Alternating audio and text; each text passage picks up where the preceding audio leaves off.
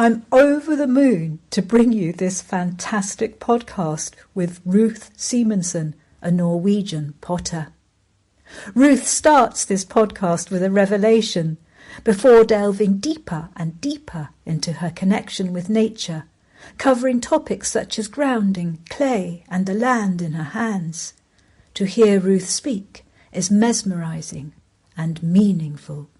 My grandfather and your grandmom, they were actually fourth cousin. So my father and your mother is the fifth cousin, and you and me, we are sixth cousin. Yes. Which is really thrilling for me. Yeah.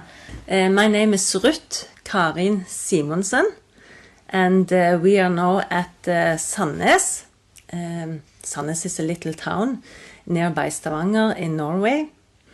And here I have a special work because I'm a potter. But what's special about it is that I'm a seventh generation potter in my family. So my family has been here working as potters since 1842. I'm just trying to work out how many years that is. That's 170 years? Yeah, it's almost in 2042 it will be 200 years. Yes. But my also seven generation back, my great-great-great-great-grandfather, he came here in 1822. So I could also say that we started here in 1822. Yes, and then he was an apprentice as a potter at the potter who was here already, and he was the second generation. So I could say that I'm in a 8th generation potter row here in Sandnes. Yes. And the reason why the first potter was here is because they started a brick factory here in the late 1700. Yes. So because of that, other people also came here to get work here. So before there was nothing here. They say there was 94 houses here when the brick factory was started. So there was not many people living here. We were talking yesterday and you said something which really, not exactly sent a shiver, but really resonated with something, with thoughts about nature. The nature here in Sandnes has been very, very important for the whole city, really, because this whole town is built upon clay, which is nature, So the whole society here is actually built upon the history around clay. So here we are in a way very connected to the nature in this town. Were the bricks made of clay? Yes. They are made of clay, and the clay here was made during the last ice age here in Sandnes. How? It's a kind of eruptive material that it has been I don't know quite the word, but the ice lays on top of the mountain, and it goes a little bit forward and backwards, and then little small particles get off the mountains, and it follows the river down the mountains, and it is washed away far away, and it's landed in salty water, mixed with other things like I don't know the word for it. The little shells, and things like that. It's mixed with things like that, and it laid here the whole ice age, 30,000 years. And when the ice age was finished and the ice was returning or went away, then it was very easy to find the clay here. So it was very easy for the people that was coming here and living here to find the clay. They were actually walking on clay. Yes. So the whole city here is really built upon clay. Wow. So then they found out because there was so much clay in this area, then they, of course, should use that and use it as a factory. Yes. So here we are in Sandnes, we are very grounded. You know, when you take off your shoes and you ground with nature, then you take off your shoes and you go barefooted. You know, you get the kind of grounding. A lot of people do that. It's very popular now. Take off your shoes and you go by the sea, like in the sand, and you ground with the earth. So you get like, you know, the magnetics from the earth in your feet. So you actually ground a little bit. But think about all the people living here in Sandnes. We are in a way a little bit grounded every day because we have so much good materials, good clay materials in the ground. Yeah. But this is really honestly fantastic. Yeah. So, yeah, it is fantastic. Well, so, it's my opinion though, but I think that we are a little bit more grounded here than other places. but so this grounding, this Yes. concept of the barefoot, Yes. being in touch with the earth, Yeah. is that something that you feel? Yeah, I've actually done it. I don't do it every day, but sometimes I actually do it because I follow a lot of like podcasts and things like that, doing biohacking. They are hacking good things for your body, and then one of the thing is to ground with nature, ground with the ground. You know that you go barefoot and you get like a kind of radiation from the ground into your body, and it's actually supposed to do something good with you. And does it? Yeah, I think so. I think so. I see myself as a healthy person, so I think it's doing something good to me. Yeah. I'm sure of it. Yeah. Yeah, yeah, I'm sure of it. It's just that I'm so shocked in a really good way Yes. by this concept of a collective submission to the grounding process, because it's so humble, isn't it? Yeah. Yes. That you get something from nature itself. Yeah. Right away, actually. Yeah. And So. yeah, So we should give something back as well. do people do anything about that? Yeah. Yes. We live in Norway, and in Norway, I think that a lot of people, not everyone, but a lot of people here see the quality of nature and see that it does a lot of good things to people. So I think that in this area we try to take care of our nature.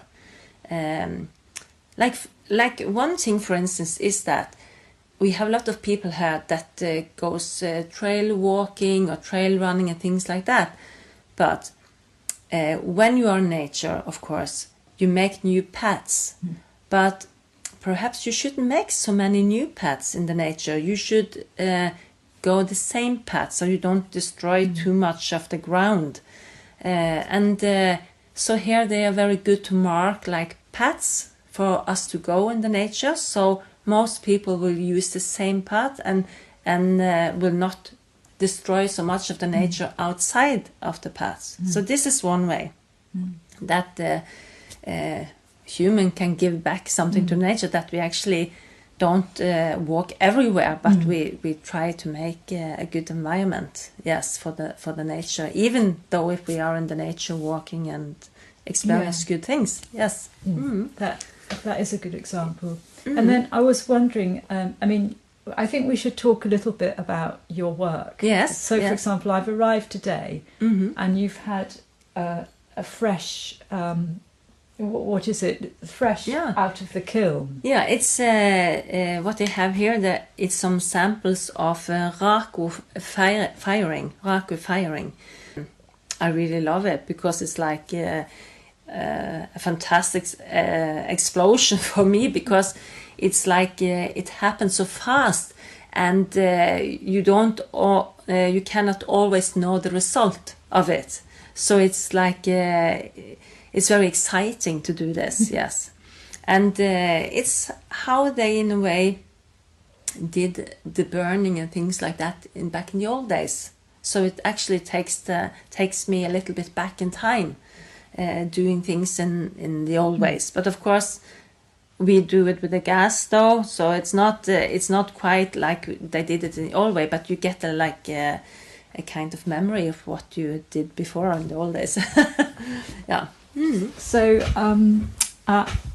which is your favourite piece Of these? Yeah. Oh, I think. Can you describe it? It's beautiful. It's a little round bowl, and it's black because where you don't have the glaze, it will burn black, and it's like I don't know, 12-15 centimeter diameter, and it's got a beautiful red colored copper glaze inside, and it's actually turning a little bit against turquoise.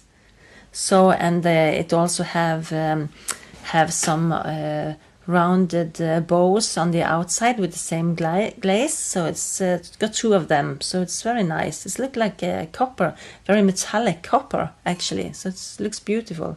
Yeah. It's iridescent. Yeah, it's absolutely. So. And the smell was amazing. Yeah, because it actually smells the wood. Because when you do the fire, you have it in the oven first, and then you put it in wood, like small pieces of wood, and then it starts to burn. So you get a lot of flames, and it burns for a little bit, and then you take the lid on the casserole which you have it in, and there's another process that also helps making these beautiful colors. Yes. Wow. So it's very like burning things, and it's kind of explosive, so it's very nice. And then after you have it in water, so you use a lot of the elements. You have the flames, and you of course have oxygen to make the flames. And then you have wood, you have the clay, which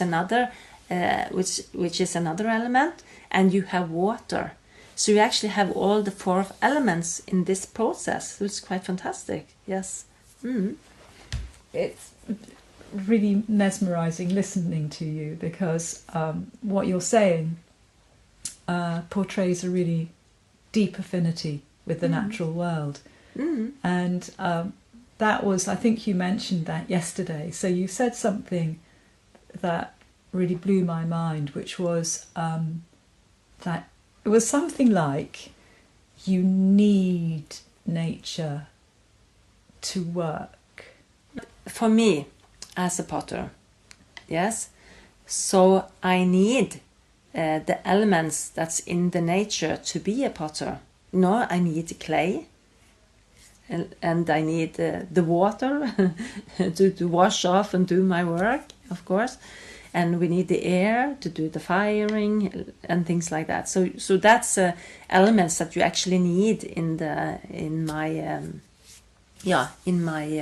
my work. Yes, but also I need it because to be a potter, it's a kind of you can get your back hurt, you can get sore muscles, So I also use the nature to keep my body healthy and do a lot of exercise in the nature to actually being able to do the pottery work, because it's hard work. Sometimes I carry like 1 ton of clay that's come with the car here, and then I have to carry it into the house, So I need to be fit, I need to be strong. So the nature also helps me to be strong.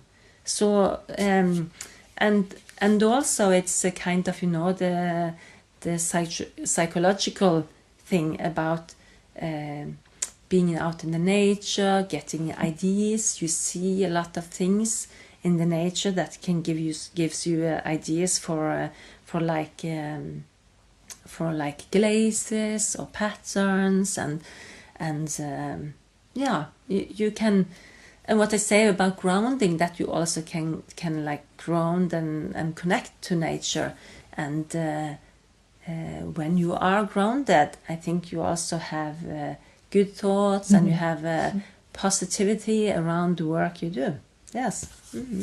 So when you're talking about connecting in that context, are you able to, I know it's really hard, but are you able to describe that connection?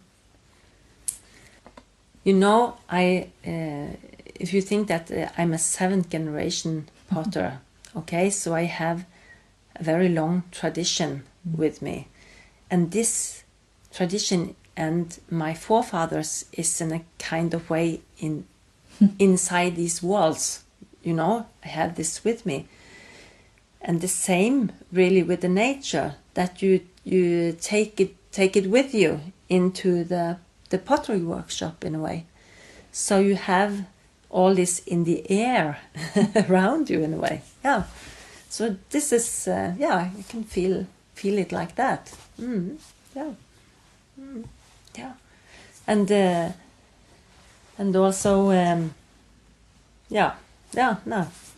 Also, No, I was thinking about what we were also talking about, the paths that we were walking and things like that. How come we are so close to the nature?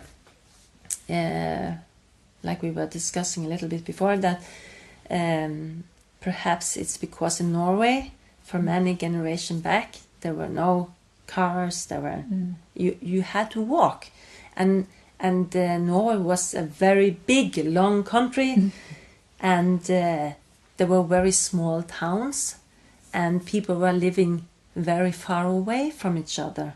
So if they had something to do somewhere else in the country, they actually have to walk. They had to use the horse or something. So then they had to wander in the nature to get to another place. So and this is. I think we have a lot of this in our memory, or generation back, like epigenetics, like if your forefather way back did a lot of walking in the nature, then perhaps we have taken it with us in what we call epigenetic, like you, if your forefather did something, then you actually, in a way, can. It's not really genetic, but in a way, it's in our genes still.